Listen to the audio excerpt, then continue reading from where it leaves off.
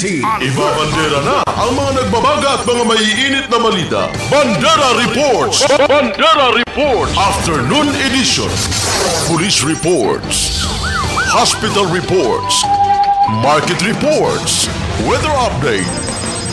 City Hall and Capitol reports. Local, regional, national, and international news. Bandera Reports Afternoon Edition. And now, here's your anchorman. Bandera Reports Afternoon Edition. Bandera Reports Afternoon Edition. Magandang hapon lalawigan ng Palawan, magandang hapon lungsod ng Puerto Princesa. Magandang hapon mga kabandera, ngayon po ay araw ng Huwebes, ika-24 sa buwan po ng Setyembre taong 2020. Bandera Reports Afternoon Edition. Mga kabandera, tayo ngayon po sa bayan na po napapakinggan sa buong lalawigan ng Palawan, simula po norte hanggang sur. At tayo din po ay napapanood sa telebisyon sa Channel 40 at ganoon din sa ating pong dalawang Facebook page account, yun pong Radyo Bandera Philippines at ang Bandera News TV Philippines. Bandera Reports Afternoon Edition. Sa pangalan pa rin po ng buong puwersa ng Radyo Bandera Philippines Incorporated, ako naman po ang inyong lingkod, Ed Agarap. Bandera Reports Afternoon Edition. Alas 4 po ng hapon mga kabandera. At ang oras pong yan ay hatid po sa atin ito ng DTX 500. Kung kayo po ay meron pong mataas na blood sugar, mayroong diabetes, nako, nandito na po ang sagot sa inyong pong problema. DTX 500. May taglay ng tatlong anti-diabetic properties na nagpapababa po ng mga glucose. Andyan din po yung vaccine na kumukontrol ng blood sugar at nag-stimulate ng production ng insulina. DTX 500, ang partner mo para maiwasan ang diabetes at iba pang mga sakita. DTX 500, mabibili na po sa lahat ng Doc Samaritan Clinic, Drugman, The Generics Pharmacy at mga butika na malapit sa inyong mga lugar. Bandera Reports Afternoon Edition. Alright mga kabandera, alas 4 ha? Ano kayo dong abuan? Alas 4, 5 po ng hapon mga kaibigan ha. Kanina po meron po tayong flash report regarding po sa suspension order ni Mayor Herandi Danao mga kaibigan. Nako, ano pala ito? Abot ito ng ano ha? Ng 20 months mga kaibigan, kasi meron po siyang tatlong kaso ng grave misconduct. Bawat isa po doon mga kabandera ay 6 months. So 6 months plus 6 months, 12 months. Isang taon din po yun. Plus another 6 months, di 18 months po yun mga kaibigan, di ba? Ngayon, maliban doon, meron pa rin siyang kaso mga kaibigan na doon po sa may conduct of prejudicial mga kaibigan sa yung best interest mga kaibigan. Another suspension po yun ng 2 months. So lahat-lahat po yung mga kabandera ay umaabot po ng 20 months. Bandera Reports Afternoon Edition. Diba ganun po katagal yun mga kaibigan ha? At wala nang pag-asa siguro ito makabalik si Mayor Danao. Bandera Reports Afternoon Edition. Pero ano yung mga kabandera, puntahan mo natin sa pagkakataong ito yung atin pong mga live reports. Bandera Live Report. Unahin mo natin ito pong bayan po ng Rizal, kung saan umano'y pagiging balimbing ni Rizal Mayor Otol Odi kaugnay sa usapin sa 3-in-1 sinagot ng kampo ng alkalde. Sa detalye po ng balitang yan, kabanderang Jay Gamelo, ibandera mo. Bandera Live Report. Sinagot na ng kampo ni Mayor Otol Udi ng bayan ng Rizal ang kumakalat na isyo na tila balimbing ito kaugnay sa usaping pagkakahati ng probinsya ng Palawan. Ito'y kasunod ng makipagpulong ang alkalde sa gobernador kamakailan. Ayon kay Sotilia, mukhang kailangan pang mag-aral ng mga kritiko ng alkalde. Dagdag pa niya na dismayado umano ang kampo ni Udi dahil may ilang media personnel na binabatikos ang alkalde na wala namang sapat na dokumento. Kaya hinahamon nito na pag-aralang mabuti ang code of ethics ng pagiging journalist. Pinaliwanag din na Sotilia na nakipagpulong ang alkalde sa gobernador. Ito'y may kaugnayan sa usaping pangkapayapaan sa bayan ng Rizal. Wala din naman nakikitang problema si Sotilia kung makikipagpulong ang isang alkalde sa ama ng probinsya ng Palawan. Sa ngayon, wala pa ring hawak na papel ang kampo ni Udi kaugnay sa mga kasong isinampa ni Vice Mayor Ong. Patuloy pa ding ginagampanan ni Udi ang mandatong nakaatang sa kanya. Yan ang balita mula dito sa Radyo Bandera Rizal. J. Magbanwa Gamilo para sa pinakarespetado sa News and Current Affairs. Bandera News, Philippines. Bandera Live Report. Maraming salamat Kabanderang J. Gamelo mula po dyan sa Radyo Bandera Rizal. Bandera Live Report. Shout out daw kay Vena Abus Matarlo. May Kuito, ha? At gawin din kay Braves Vital Bjorn. Shout out po from Tondo. Bandera Live Report. Alas 4:08 po ng hapon mga kabandera, ha, mga kaibigan.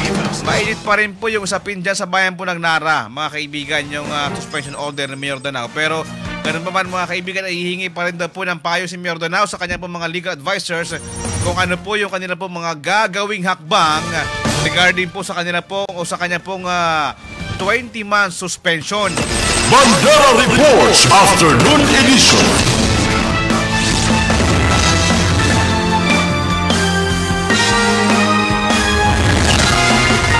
Bandera Reports Afternoon Edition. Samantala mga kabandera, alas 4:08 po ng hapon. Bandera Reports Afternoon Edition. Mamaya po hingi pa rin po tayo ng karagdagang update kay Kabandera Sparsase sa bayan po ng Nara kung ano na po yung mga kaganapan dyan. Kanina po kasi sana ay kami po ay nakikipag-ugnayan dito po kay Vice Mayor Grace Vic Lumba para po makuha po yung kanila pong panig sana kung ano man po yung kanila pong mga reaksyon dito sa 20-month suspension ng Mayor Danao. Tuloy-tuloy na po kasi ito ha. Mga kaibigan, hanggang 2022 na po ito. 20 months po. Bandera Reports Afternoon Edition. Pero bago yan, puntahan mo natin yung report ni Kabanderang Laura Desa kung saan yung mga sira-sirang kalsada sa ilang parte ng bayan ng Brooks Point muling kinalampag ng mga residente. Sa detalye po ng balitang yan, Kabanderang Laura Desa, ibandera mo. Bandera Live Report. Patuloy na pinakakalampag ng mga mayan at mga motorista sa kinauukulan ang matagal ng controversial na kalsada sa Sitio Lada na sakop ng Barangay Pangubilyan. Base sa nakalap na impormasyon ng news team sa mga mamamayang nakakaranas sa kalsadang nakakaperwisyo, mahirap umano sa mga taong dumadaan dito.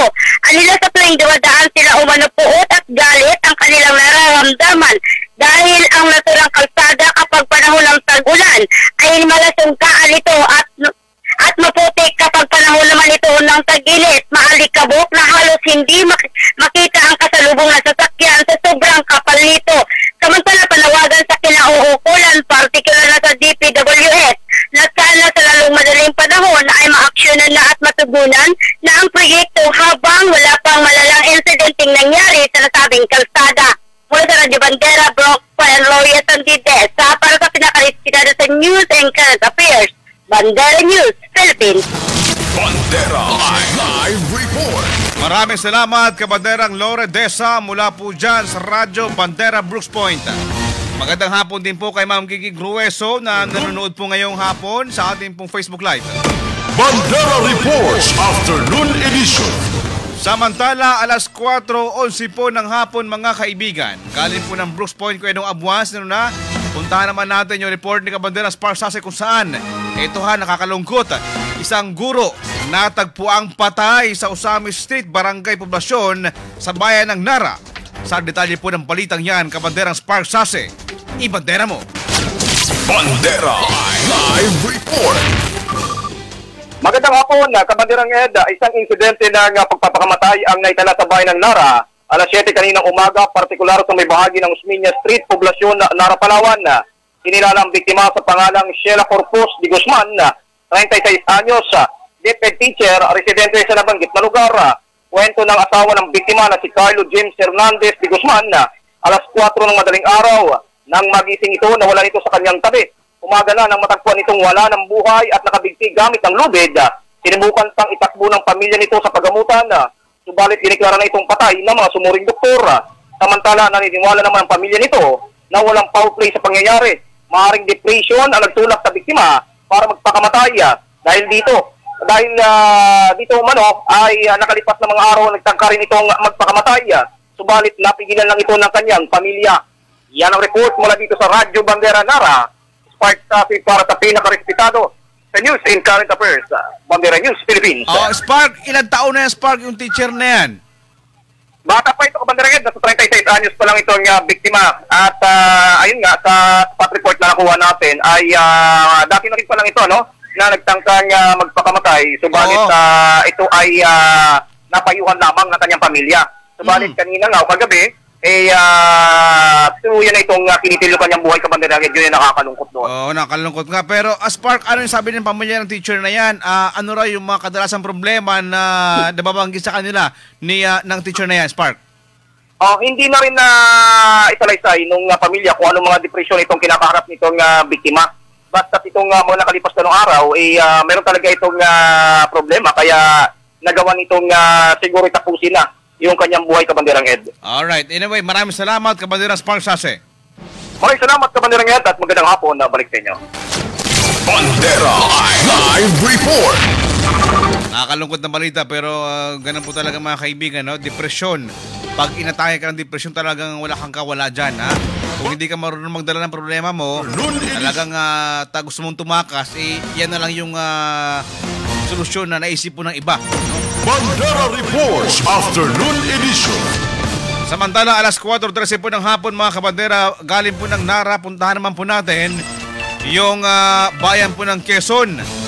Kung saan yun pong problema sa lupain kaugnay sa reservation area sa bayan po ng Quezon. Tinalakay sa sangguniang bayan.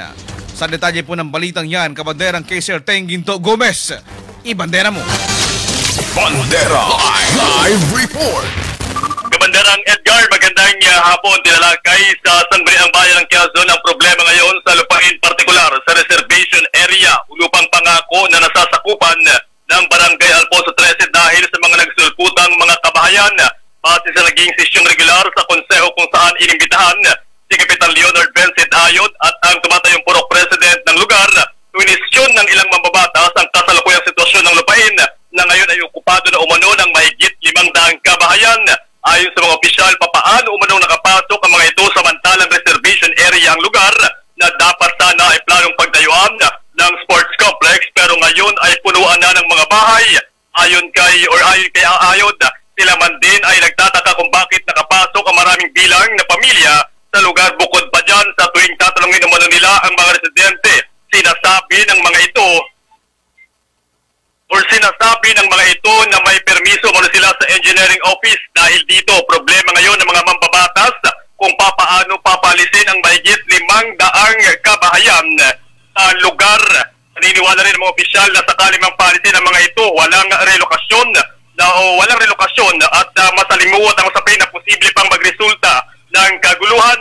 Kaugnay niyan na hiling ng ilang opisyal na magtakda ng isang pagpupulong kasama ang lahat ng mga ahensya ng lokal na pamahalaan na saklaw ang usapin kasama ang mga residente ng lugar para talakayin ng maayos at masolusyonan ang problema. Yan yung report mula rito sa Radyo Bandera Quezon. Kaiser Gomez para sa pinaka-respetado sa news and current affairs, Bandera News Philippines. Okay, sir, kung umaabot na yan ng 500 kabahayan, ibig sabihin, matagal na naumpisa niyan, sir, matagal na mga matagal lang titirhayan ng mga ng ilang mga residente. Oo, Kabanderang Ed, binanggit din yan ng mga mambabatas dahil taong 2014 pa lang, merong nasa 32 na kabahayan lang dyan. At ito nga, dumating yung taong 2020 na umabot na, Kabanderang Ed, ng 500 kabahayan. At questionable yan sa konseho dahil bakit hindi binantayan ng LGU ng barangay na magsulputan itong mga kabahayan na ito, Kabanderang Ed. Kaya ngayon nga, problema nila kung paano nila ito papaalisin, lalo pat wala pang relokasyon na paglilipatan itong mga nakatira sa nasabing lugar, Kabanderang Ed. Oo, baka naman meron niyang sir, mga organizer na nagpapabili ng lupa. Wala bang sir? Hindi ba binili ng mga ng mga tao yung lupa nila yung lupa na yan? Oo, ang sistema kasi, Kabanderang Ed, merong mga nagtatayo ng bahay tapos ang nangyayari, ibinibenta rin nila sa ibang tao. May binabanggit kahapon yung Purok President pero hindi niya pinangalanan na merong tao dyan sa loob ng lupang pangako o itong reservation area na pinapaalaman ng mga nagtatayo ng bahay dyan. Hindi natin alam kung ano yung sistema rin nila, kalakaran nila dyan sa loob ng area na yan, Kabanderang Ed. Oo, yan ang mahirap dyan kasi pag napasukan ng mga organizer yan para sindikato tapos ibibenta mo yung lupa na hindi naman pag-aari hindi mo naman pag-aari.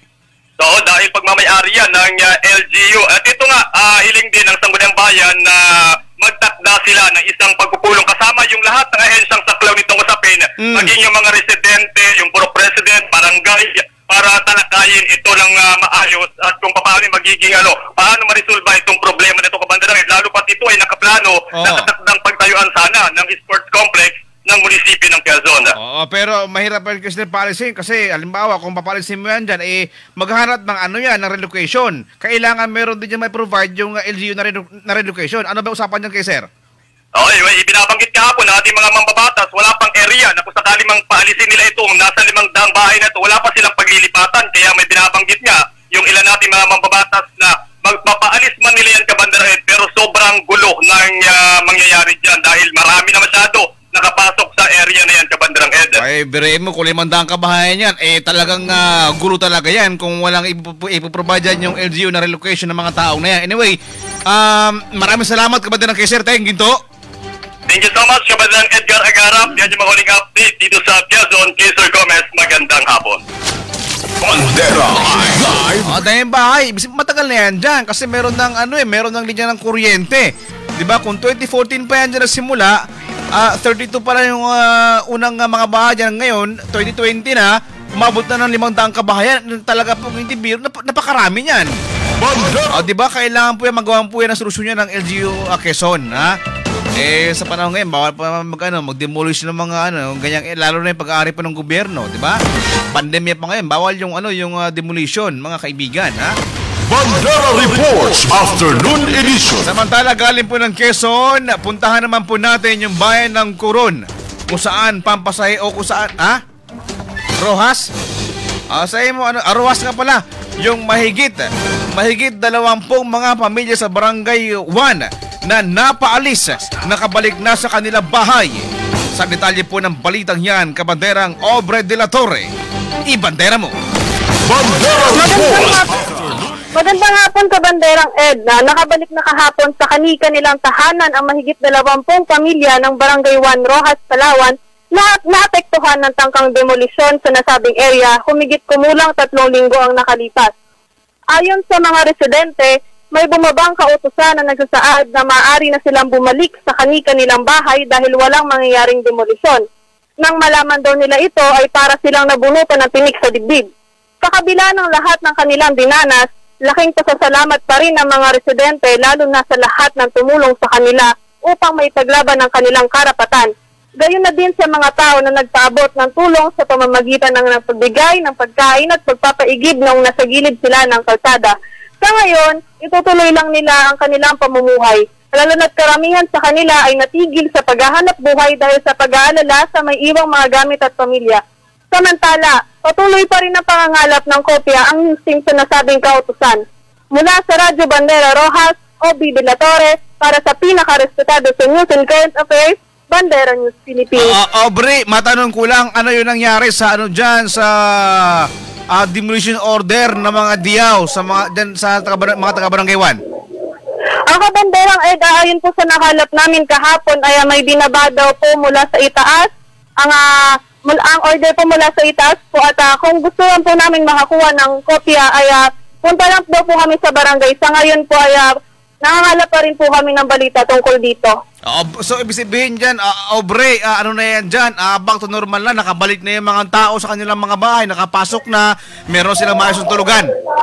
Opo, ganun na nga po. At laking pasalamat po talaga nila sa lahat ng tumulong po sa kanila. Sa loob po ng, humigit kumulang 3 linggo.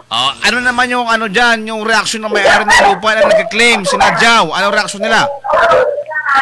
Bale, hindi po sila naglabas ng statement po at patuloy pa rin po kami kukuha po ng balita ukol po doon. Alright, maraming salamat, Kabanderang Obre de la Torre.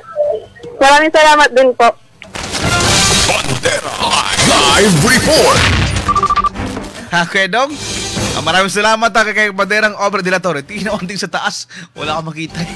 Bandera Kay Dong Aban talaga, oh. Noon Edition. Samantala, alas 4:22 po ng hapon, mga kabandera. Galing po ng Rojas. Puntahan naman po natin yung bayan po ng Coron kung saan yun pong pampasaherong jeep tumagilid. Ano ba kayo, Dong? Sa bayan ng Taytay, mga pasahero maswerte na kaligtas. Sa detalye po ng balitang yan, kabanderang Leo Omadle, ibandera mo. Bandera Live Report. Glo! Magandang hapon, kabanderang Glo! Nalito ka dyan. Parang may bago lang tayo reporter sa Taytay. Nalito ka na, kabanderang Ed. Hindi, ito. Magandang hapon ka dyan. Nakalagay. Taytay nakalagay dito eh. Oo, anyway. Anong balita, kabanderang Glo? Naiintindihan kita. I know you. Okay nga, magandang hapon, kabanderang Ed. Magandang hapon sa ating mga kababayan. Isang jeepney na biyahing Borac-Turda ang tumagilid kahapon alas 5 ng hapon sa daang sakop ng sitio Nakitan habang patungo sa barangay Turda galing sa barangay Borac, Coron, Palawan.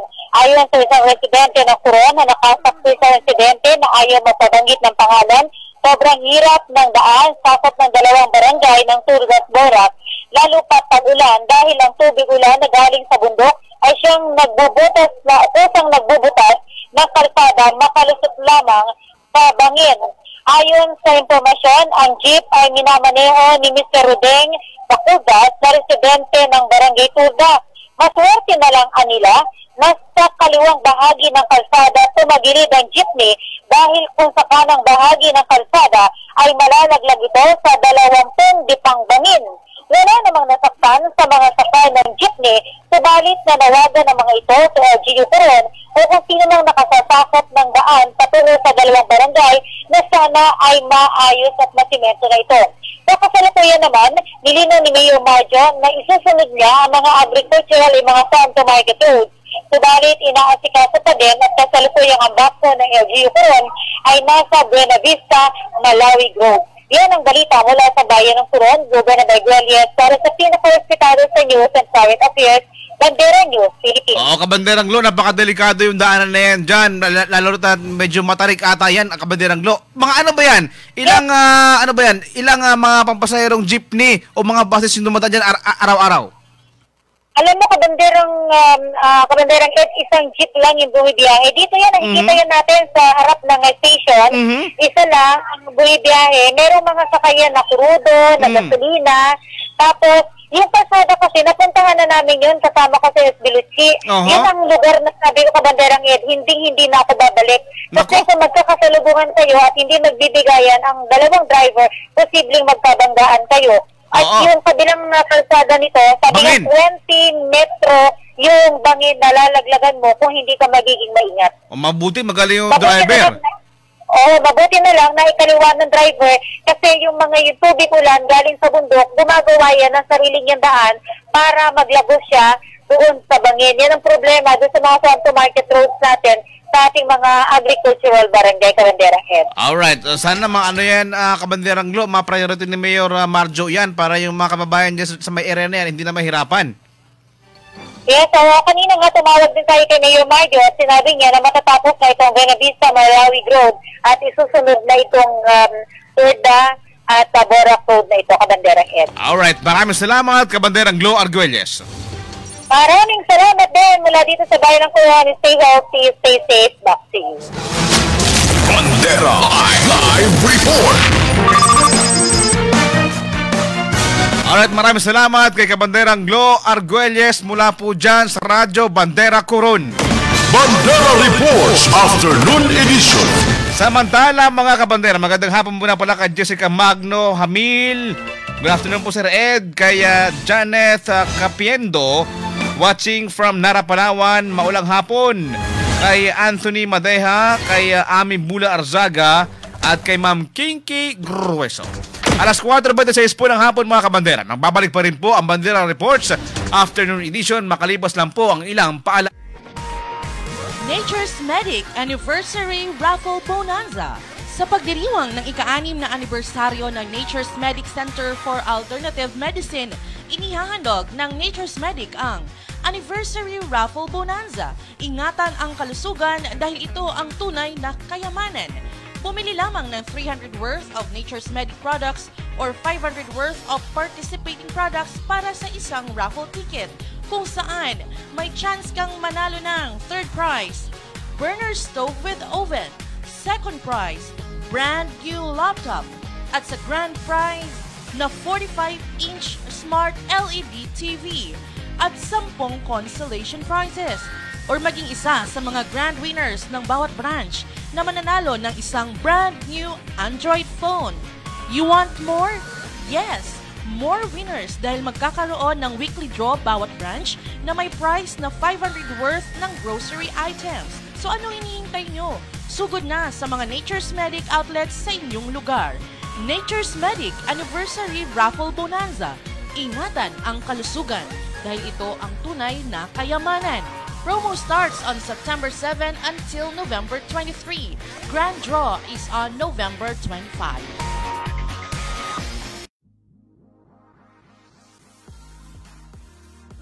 Dito po sa Nature's Medic Nara Branch, ang maswerteng mananalo ngayong araw ay si tayong ating name, Ricamen Palaka, address, Pundasyon Nara, Palawan. Maraming salamat po and congratulations. Sa Nature's Medic San Vicente Branch, ang nanalo para sa weekly draw ay si Dolores H. Nangit ng Agutaya, San Vicente, Palawan. Congratulations at maraming salamat po. Dito ang nanalo sa Nature's Medics Brooks Point Branch ay si Evelyn Amador ng Barangay Pangubilyan. Congratulations and maraming salamat.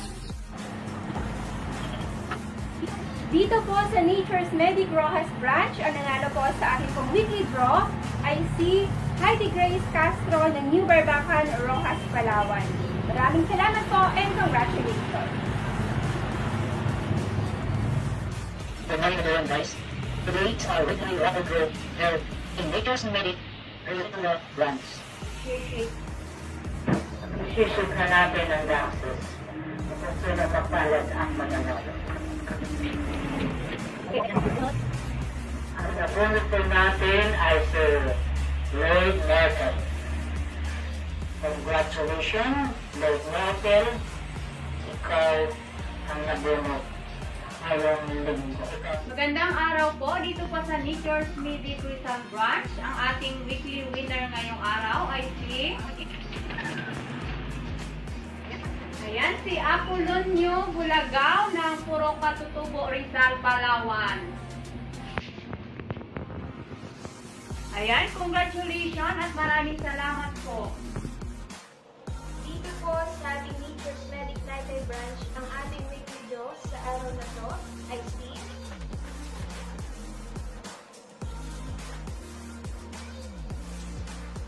Alberto Severino ng Barangay Poblasyon. Sir Alberto, congratulations, maraming salamat po. Dito po sa Nature's Medic El Nido Branch, ang maswerte nanalo sa linggong ito ay si Lilita Bacados ng Barangay Villa Libertad. Congratulations and maraming salamat po. Para po sa ating Nature's Medic Quezon Branch, ang ating lakang weekly winner ay si Ma'am Isneria Alba ng Barangay Alfonso 13, Quezon, Palawan. Congratulations po at maraming pong salamat. Dito sa Nature's Medic Abungan, ang mapalad na nanalo ay si Marilyn Machaong. Po sa pagtangkilik ng Nature's Medic, congratulations. Okay, ayan po. Ha? At atin ang pong pumulahin. Kita nyo? Ayan. Okay. Ang kanyang pangalan ay si Marilo de la Serna. Okay. Start. Dito sa Berto Princesa, Nature's Medic Main Branch at saka Chinatown Mall, ang nanalo para sa weekly draw ay si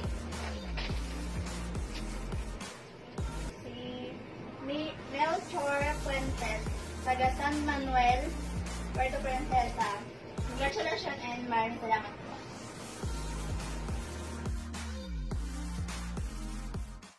Basta balita at impormasyon, dito na tayo sa nangunguna.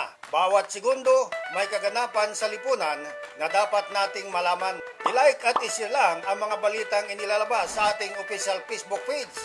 Huwag kalilimutang i-follow ang ating ikalawang Facebook page, ang Bandera News TV Philippines. Bandera News TV Philippines. Ito po ang inyong kabandera, Bing Bataga. Basta radyo, i-bandera mo!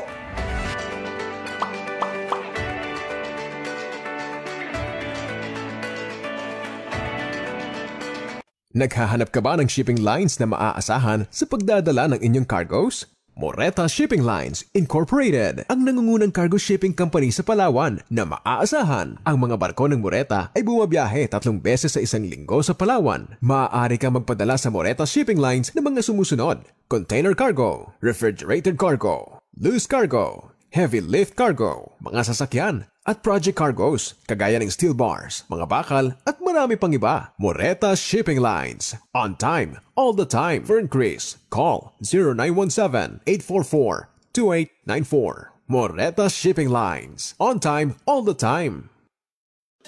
Alam niyo ba na marami sa ating mga kababayan ang pinahihirapan ng sakit na diabetes? Alam niyo rin ba na tinatayang nasa 3.9 milyon na Pilipino ang nakakaranas ng sakit na ito?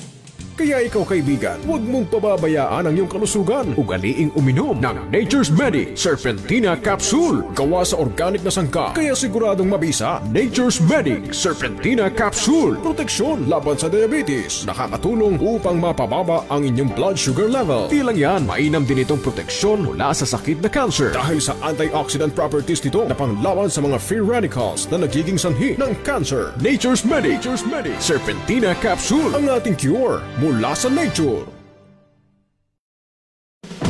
Laganap ang dengue kahit saan at kahit kailan pwede kang dapuan ito. Iwasan ang sakit na dala ng dengue. Gumamit ng Golden Incense Organic Incense Stick. Ang insensong tumataboy sa lamok at iba pang insekto. Golden Incense Organic Incense Stick. Gawa sa natural flower oil. Hindi masakit sa ilong at hindi rin nakakahilo. Golden Incense Organic Incense Stick. The natural enemy of mosquitoes and flies. Available in lavender scent and green citrus scent. Exclusively distributed by Nature's Medic Center for Alternative Medicine. Balita ba at mainit ng sapin ang hanap nyo? Mga kabandera, dito na tayo sa nangunguna. Bawat segundo may kaganapan sa lipunan na dapat mong malaman. I-like at i-share lang ang mga mainit na balita inilalabas sa ating official Facebook page. Huwag kalimutan, i-follow ang ikalawa nating FB page, ang Bandera News TV Philippines. Bandera News TV Philippines. Ito po yung kabanderang Ludibelio, basta radyo, i-bandera mo.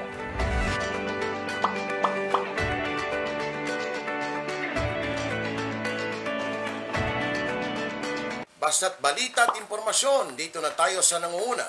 Bawat segundo may kaganapan sa lipunan na dapat mong malaman. I-like at i-share lang ang mga mainit na balitang inilalabas sa ating official Facebook page. Huwag kalimutang i-follow ang ikalawa nating Facebook page, ang Bandera News TV Philippines. Bandera News TV Philippines. Ito po ang inyong kabanderang Louie La Rosa. Basta radyo, i-bandera mo.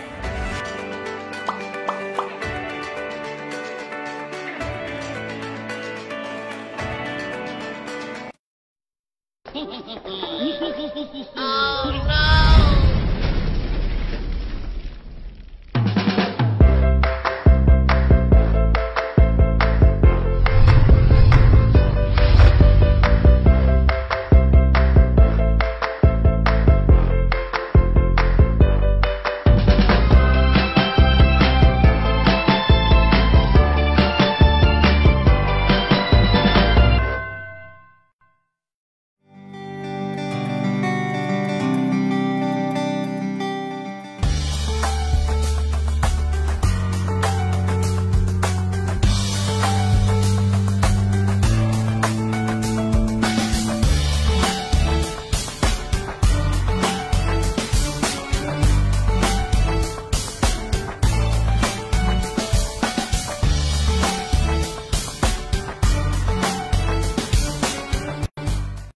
X500. Ako si Carmen C.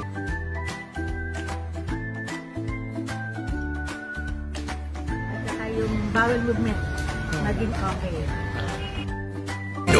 Radyo Bandera, tahanan ng mga balitang totoo, musikang bago at may serbisyo publikong taos sa puso. 88.7 Radyo Bandera, iwawagayway ang bandera ng malayang pamamahayag. Radyo Bandera COVID-19 Alert! Bandera Reports Afternoon Edition. Okay, balik po tayo mga kabandera, alas 4:38 na po ng hapon. Bandera Reports. Kanina po mga kabandera, nakausap na po namin si Vice Mayor Grace Vic Lumba ng bayan po ng Nara mga kaibigan at hinihingan po natin siya ng kanya pong pahayag. No, kaugnay po dito sa usapin na ito mga kaibigan na 20 months suspension dito po kay Mayor Herandi Danao. Bandera Reports Afternoon Edition. Tumagal po ito mga kaibigan ng 6 months dahil doon po sa kanyang pong kasong grave misconduct mga kaibigan ay meron pong 6 months, 2 counts po ito. 6 months plus 6 months equals 12. Plus meron pa rin po mga kaibigan na doon naman sa kanya pong iba pang mga kaso mga kaibigan. So nasa kabilang linya po natin ngayong hapon si Acting Mayor Grace Vic Lumba ng bayan po ng Nara. Sir, magandang hapon. Si Edagara po sa Bandera. Magandang hapon po kasama ang Edagara at magandang hapon sa lahat ng nakikinig ng ating estasyon ng Radyo Bandera. Opo, Vice, ingi lang po kami ng inyong pong reaksyon dito po kanina sa nangyari pong pag-serve ng suspension order dito po kay Mayor Danao at doon po sa inyo ay meron din po atang naibigay po Vice na sulat. Ano pong nakalagay po dito? Susunod na gagawin po.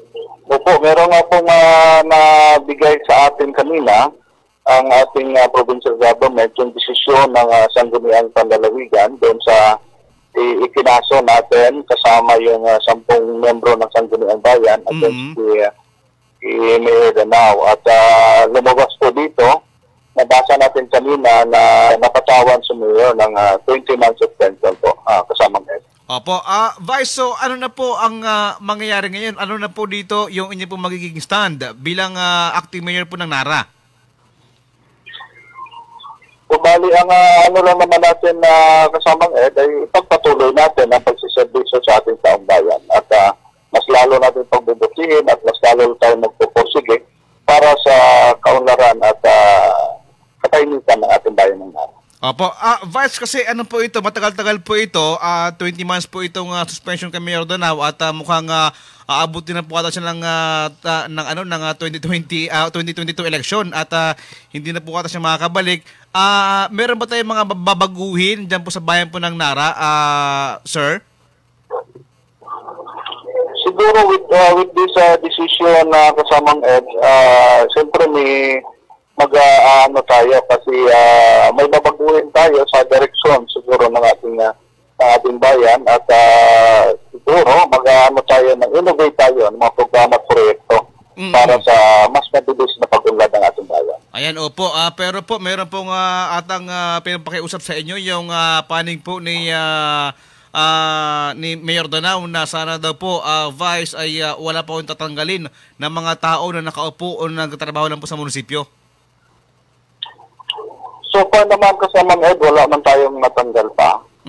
Oo.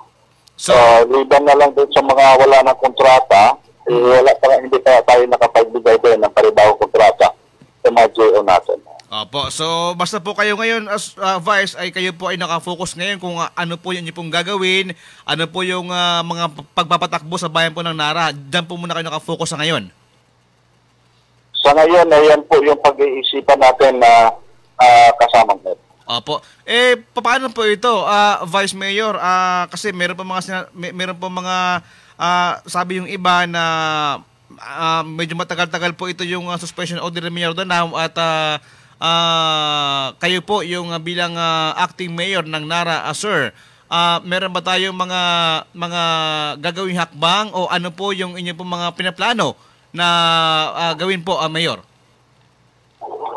Ang una po natin gagawin na kasamang Ed ay ipapatawag po natin ang ating ating development council muli para sa direction setting for the next 20 months na tayo ay manimilbihan bilang acting mayor. Katulad ng ginawa natin noong nag-assume tayo noong July 29 na pinatawag natin ang lahat ng ating department heads at unit heads para direction setting naman po ano magagawin for the next 2 months na preventive suspension. So yun din po ang gagawin natin ngayon na kasamang Ed, pero ang ngayon dahil malapit na yung October 16 para sa submission, deadline ng submission ng annual budget naman natin for 2021, siguro yun ang pinaka-priority natin na kailangan ayusin for the next 2 weeks. 2 weeks na lang. Opo. Okay. So, kumusta yun din po namin, Vice, no, yung kaso naman po na isinampa din po sa inyo ng Mayor Danao. Ano na po yung status nito, Vice?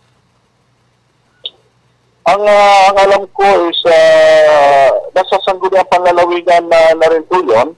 At napayagan na nila, naaprubahan nila yung motion natin na papel-to-papel na lang ang i-evaluate ng ating sangguniang panlalawigan. So, depende na rin po yan sa kung ano makita ng sangguniang panlalawigan kung may merito din ba o may kasalanan din bang ginawa kaming 6 na kinasuhan ng Mayor Danao.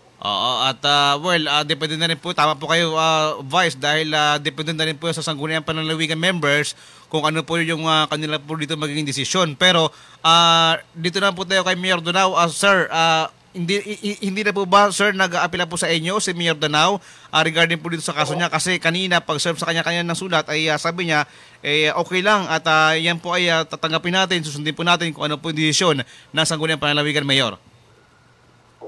So far naman wala pa pong tayong natanggap na tawag o natanggap na na mensahe galing sa ating mayor. Okay, basta kayo po ang mahalaga sa ngayon, kayo po ay magtatrabaho muna bilang acting mayor po ng Nara at gawin po yung lahat po ng ikabubuti para po sa inyo po mga kababayan, Mayor. Yun naman dapat ang ginagawa ng isang nanunungkulan sa ating munisipyo, sa ating lokal na pamahalaan kasama ngayon. Okay, maraming salamat po sa inyo, Acting Mayor Grace Vic Lumba. Unless po na mayroon po kayong mensahe na nais po ipaabot sa ating mga kababayan, lalong-lalo na po dyan sa bayan po ng Nara. Go ahead po, sir. Maraming salamat po kasamang Ed at sa ating mga kababayan sa bayan ng Nara. Ay patuloy lang po tayong magkakaisa at makikisa. Patuloy po tayong magtutulungan para sa mabilis na pag-unlad ng ating bayan. At asahan niyo po na ang inyong lingkod ay patuloy na magpupursige at magpupursige para sa Bandera Reports Afternoon. Kaya doon, pakita ko ni Kuya Dong, naputol po yung linya ni Acting Mayor Grace Vic Lumba, mga kaibigan. Nagbibigay po siya ng mensahe sa kanyang mga kababayan dyan po sa bayan po ng Nara. Go ahead po, sir, naputol po tayo. So again, patuloy lang po tayo magtutulungan at magkakaisa at maging mahinahon para sa higit na pagunlad ng ating bayan ng Nara. So asahan po ninyo na inyong lingkod ay magpupursige at magpupunyagi para sa mas mabilis na pagdaloy ng serbisyo publiko sa ating kabaranggalan. Okay, maraming salamat po sa inyo, Acting Mayor Grace Vic Lumba. Magandang hapon po ulit. Maraming salamat kasama ngayon at muli magandang hapon sa atin. Bandera Reports Afternoon Edition. Okay mga kaibigan, si Acting Mayor Grace Vic Lumba at binabanggit niya nga na siya naman daw po ay magtatrabaho lang ayon po sa kanyang pong kakayanan, at para na rin po sa mga taga-Nara ay gagawin niya po yung mga dapat. Pero meron po siya mga gagawin pagkabago siguro dahil matagal-tagal po ito, mga kaibigan. Papatawag niya yung mga department heads ng bayan po ng Nara para pag-usapan kung ano po yung mga next step nila, dyan po sa bayan po ng Nara, mga kabandera. At priority rin po nila sa ngayon yung pong pag-aasikaso, mga kaibigan, sa kanila po mga kababayan, lalong-lalo na po yung pondo dahil ito po yung kanila pong iniingatan sa ngayon. Baka naman daw magkamali pa at masilipan, Bandera Reports Afternoon Edition. Pero anyway, mga kaibigan, kaya Mayor Hirandi Danao, kaya Vice Mayor Chris Vic Lumba, mga kaibigan, sana po isa lang po yung inyong pong mga pagnanais, yung pong matulungan yung ating pong mga kababayan dyan po sa Nara at para naman po sa kakaunlad po ng Nara, mga kabandera, no? Yung politika na yan, pasamantala lang yan, pero sa pagdating po ng panahon, mawala din yan, no? Bandera! Basta ang kay Mayor Danao sa ngayon, mga kabandera, tanggap niya na, no? Tanggap niya na yung desisyon na yan ng Sangguniang Panlalawigan at inaasahan na rin po yan ng kanilang grupo, mga kabandera. Marami-raming kaso po ito, mga kaibigan, no? Ang Sangguniang Panlalawigan po ay nagbaba po ng guilty, no? Si Mayor Hirandi Danao, mga kaibigan, guilty po siya sa mga kasong administrative case o administrative offense, mga kaibigan, ha?